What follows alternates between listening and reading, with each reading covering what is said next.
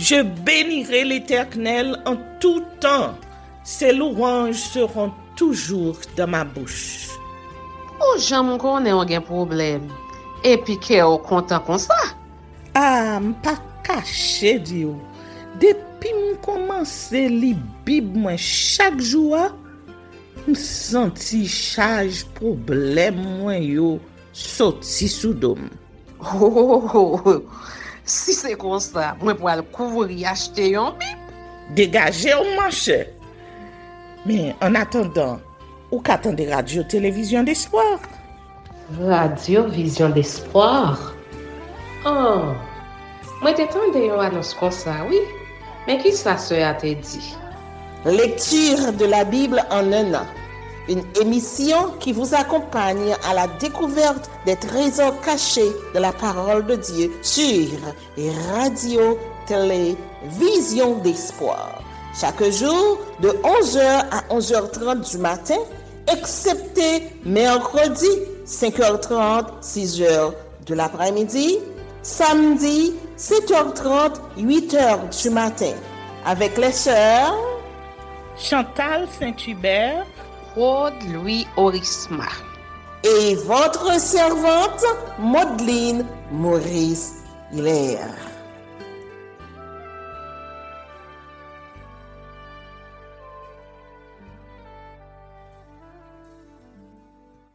Saint-Esprit de Dieu, fais-nous la grâce de jouir de ta présence durant cette lecture qui enseigne, convainc, corrige, instruit et qui sauve.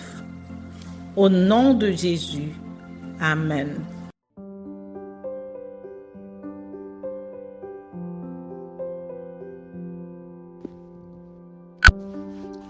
Les nations vaincues. Zacharie chapitre 9. Oracle, parole de l'Éternel sur le pays de Hadrak.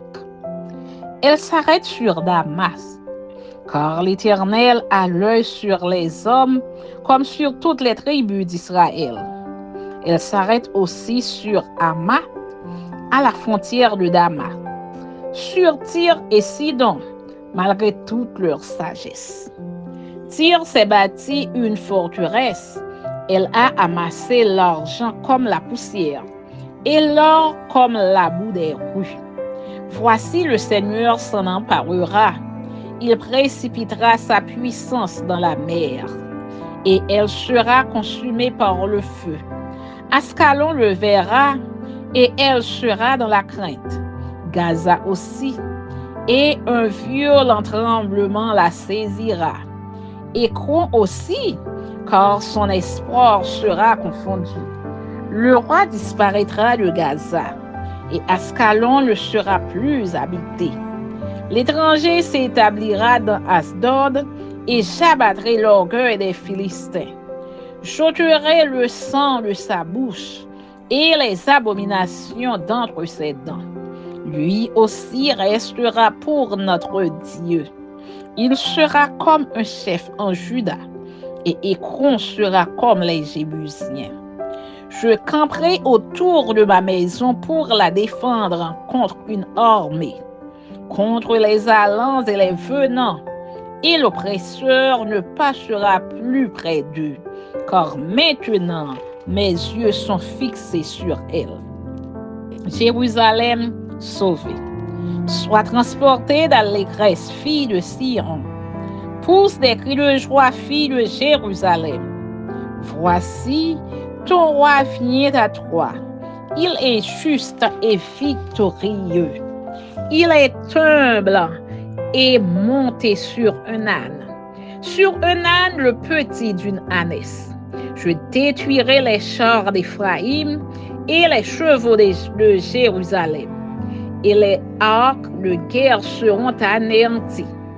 Il annoncera la paix aux nations, et il dominera d'une mer à l'autre, depuis le fleuve jusqu'aux extrémités de la terre. Et pour toi, à cause de ton alliance scellée par le sang, je retirerai tes captifs de la fosse où il n'y a pas d'eau. Retournez à la forteresse, captifs pleins d'espérance. Aujourd'hui encore, je le déclare, je te rendrai le double. Car je bande Juda comme un arc, je m'arme d'Éphraïm comme d'un arc. Et je soulèverai tes enfants, ô Sion, contre tes enfants, ô Javan. Je te rendrai pareil à l'épée d'un vaillant homme. L'Éternel au-dessus d'eux apparaîtra, et sa flèche partira comme l'éclair. Le Seigneur, l'Éternel, sonnera de la trompette, il s'avancera dans l'ouragan du midi. L'Éternel des armées les protégera, ils dévoreront, ils vaincront les pierres de la fronde, ils boiront, ils seront bruyants comme pris le vin. Ils seront pleins comme une coupe, comme les coins de l'autel.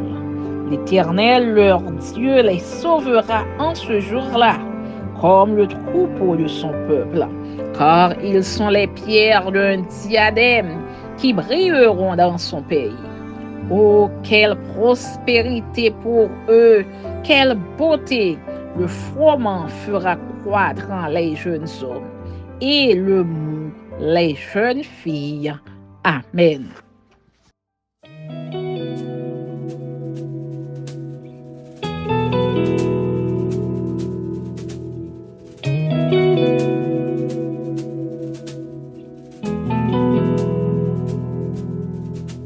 Dieu entend les cris au plus profond de mon cœur.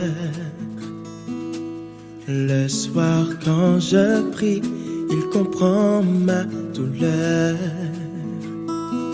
Je sais qu'il me délivrera, me prendra dans ses bras quand il m'emmènera à la maison. Dieu entend les cris au plus profond de mon cœur. Le soir quand je prie, il comprend ma douleur. Je sais qu'il me délivrera, me prendra dans ses bras quand il m'emmènera à la maison. Il essuiera toute larme de mes yeux. Je ne connaîtrai plus la mort, elle n'existera pas. Il n'y aura plus de peine sur mon visage quand je serai enfin à la maison. Toi qui as passé des heures à supplier Dieu, Jésus te promet ce qu'il y a de meilleur. Je vous salue au nom de notre Seigneur Jésus-Christ, mes collaboratrices et moi, Chantal Saint-Hubert et Rode Louis Orisma. Nous sommes revenus vous retrouver sur les ondes de la radio-télévision d'Espoir dans le cadre de la lecture de la Bible en un an, une émission de prédilection, une émission recommandée par Dieu lui-même, parce que c'est lui qui nous a dit qu'il est la parole. Oui, Jésus est la parole de vie, et à travers la Bible, nous retrouvons ce Jésus, notre Seigneur et Sauveur. Je suis sûre que dans la parole de Dieu, nous avons ensemble découvert beaucoup de trésors dès le commencement jusqu'au point où nous sommes parvenus. Et je suis sûre aussi que vous vous êtes souvenus de tous les livres de la Bible que nous vous avons présentés, les noms des auteurs, les noms des livres, le nombre de chapitres, le nombre de versets dans chacun de ces livres. Nous poursuivons encore aujourd'hui dans ce même cadre pour voyager à travers la Bible et découvrir davantage de trésors. Bienvenue une fois de plus sur Lecture de la Bible en un an, ce qu'il faut savoir de la Bible.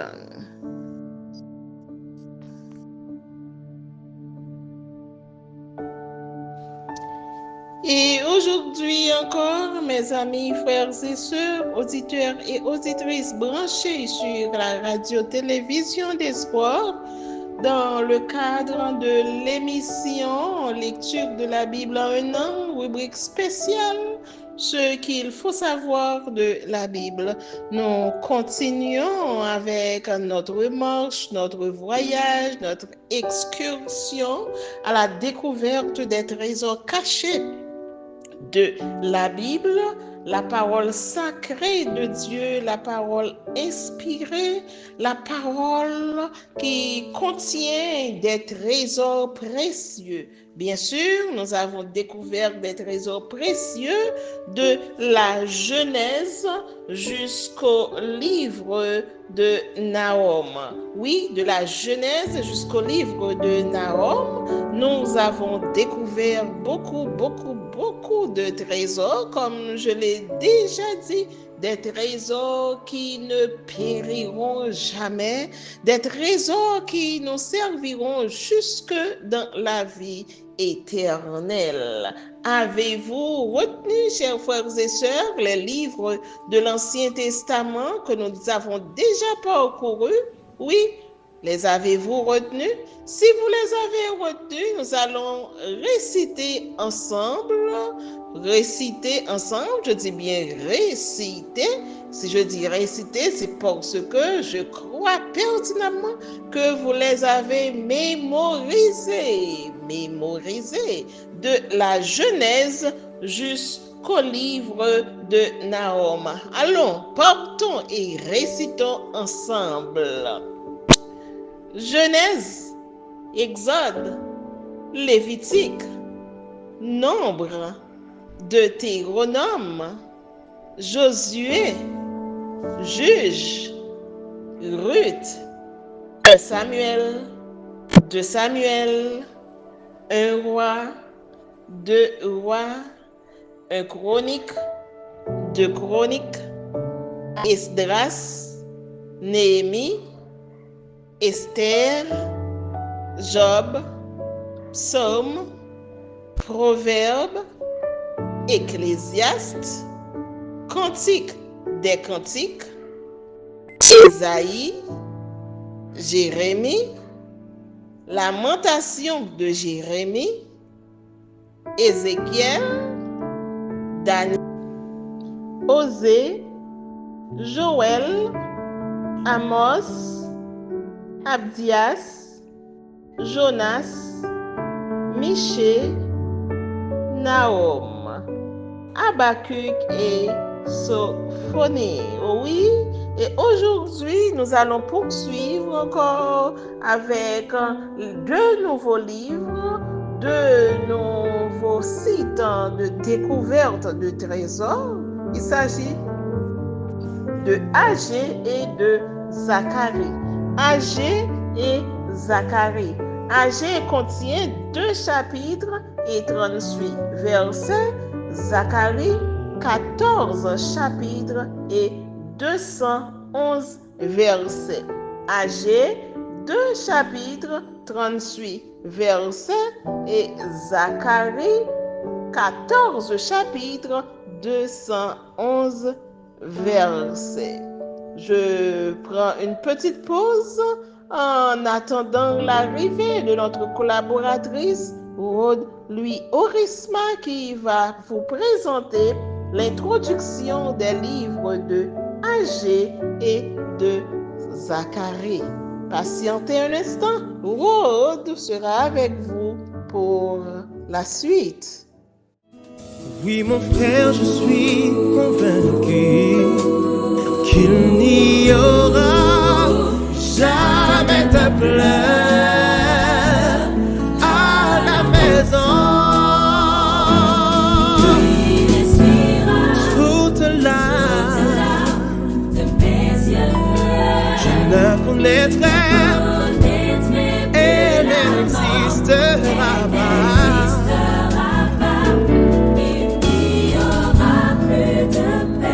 Sur mon visage, quand je serai enfin à la maison, il expira toute larme de mes yeux. Je ne connaîtrai plus, elle n'existera pas.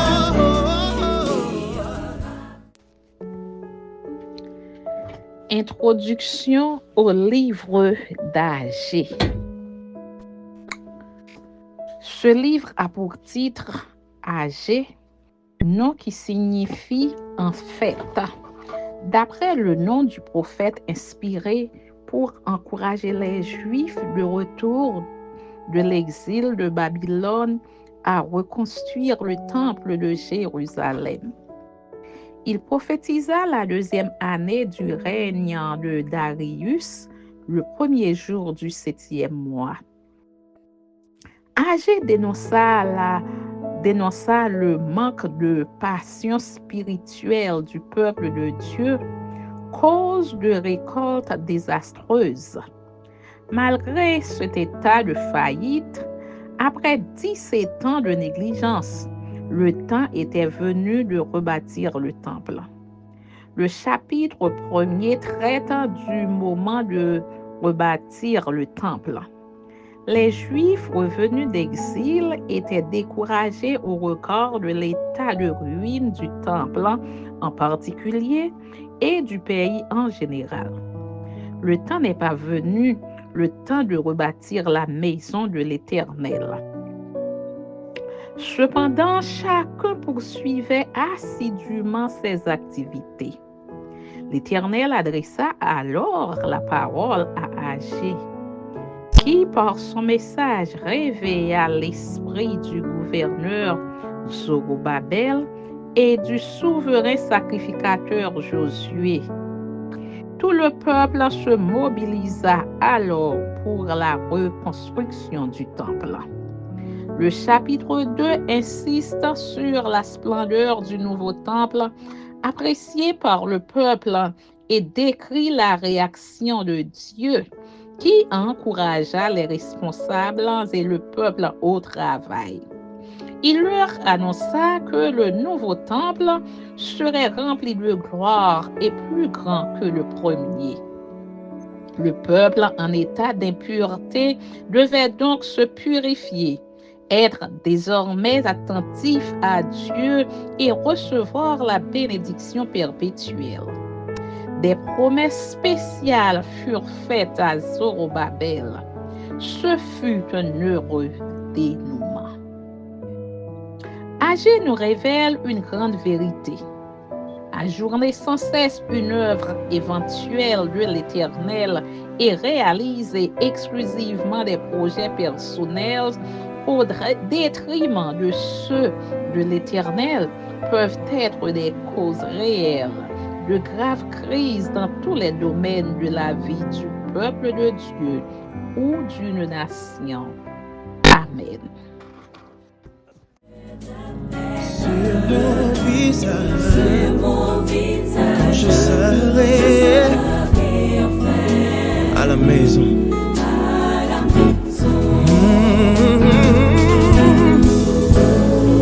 Et je vis descendre du ciel d'auprès de Dieu la ville sainte, la nouvelle Jérusalem, préparée comme une épouse qui s'est parée pour son époux. Et j'entendis du trône une voix forte qui disait: voici le tabernacle de Dieu avec les hommes. Il habitera avec eux et ils seront son peuple. Et Dieu lui-même sera avec eux. Oui, il essuiera toute larme de leurs yeux. et la mort ne sera plus. Il n'y aura plus ni deuil, ni crise, ni douleur, car les premières choses auront disparu. Et celui qui était assis sur le trône dit, voici, je fais toutes choses nouvelles.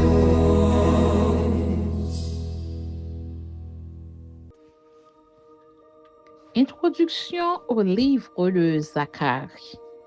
Ce livre est intitulé Zacharie, celui dont Dieu se souvient, d'après le nom du prophète de l'Espérance. Ce fils de Béréchia annonça à Israël le temps où Dieu régnera sur la terre entière. Le livre est composé de 2 parties distinctes. La première partie, chapitres 1er à 8, contient des messages sous la forme de visions. Dieu invite le peuple à revenir à lui. Suivent alors les visions sur les chevaux, les cornes et les forgerons, le cordeau à mesurer, le grand prêtre Josué, le chandelier et les oliviers, le livre qui vole le boisseau, les 4 chars avec le couronnement prophétique de Josué. Il y a aussi le jeûne commémorant la ruine de Jérusalem. Enfin, la paix et la bénédiction promises par Dieu, chapitre 8. Le genre apocalyptique des chapitres 1 à 8 s'exprime par une série de 8 visions qui illustrent un aspect du plan divin. Dans cet ensemble, la prédication de Zacharie jette les bases d'un renouveau de ferveur au sein de la communauté judéenne issue de la captivité de Babylone. L'avènement d'un germe messianique est annoncé. Zacharie chapitre 3 verset 8, Zacharie chapitre 6 verset 12. La deuxième partie, chapitres 9 à 14, donne les traits particuliers de celui qui instaurera le règne de l'Éternel. Cette personne sera tour à tour comme un roi humble et victorieux, un berger ou un envoyé mis à mort. Avant l'arrivée de ce Messie humble et porteur de paix, les peuples voisins d'Israël seront purifiés. Les captifs seront libérés. Ce sera une sorte de nouvel exode. Les prières seront adressées à l'Éternel et non aux idoles. Les grandes puissances seront abattues dans un contexte où s'opposent le bon berger et le berger insensé. Jérusalem sera cependant assiégée et tout le pays sera en deuil. Dieu éliminera les idoles et les faux prophètes. La bataille finale précédera l'arrivée de l'Éternel et dans le temple, tout sera consacré au Seigneur. Le livre de Zacharie met en évidence la liberté de l'Éternel d'utiliser le pouvoir temporel. Zorobabel et le pouvoir religieux, Josué, pour reconstruire un peuple ou un pays. Il suffit aux 2 pouvoirs en question de se soumettre aux directives divines. Amen.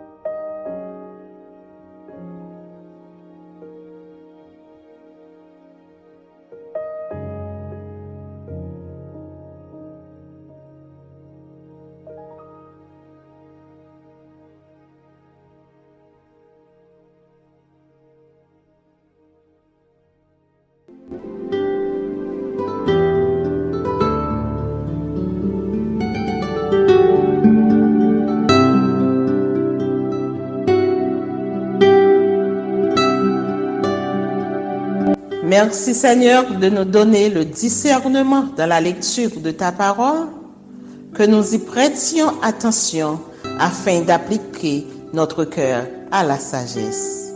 Amen. Que celui qui a des oreilles pour entendre, entende, et que celui qui lit fasse attention.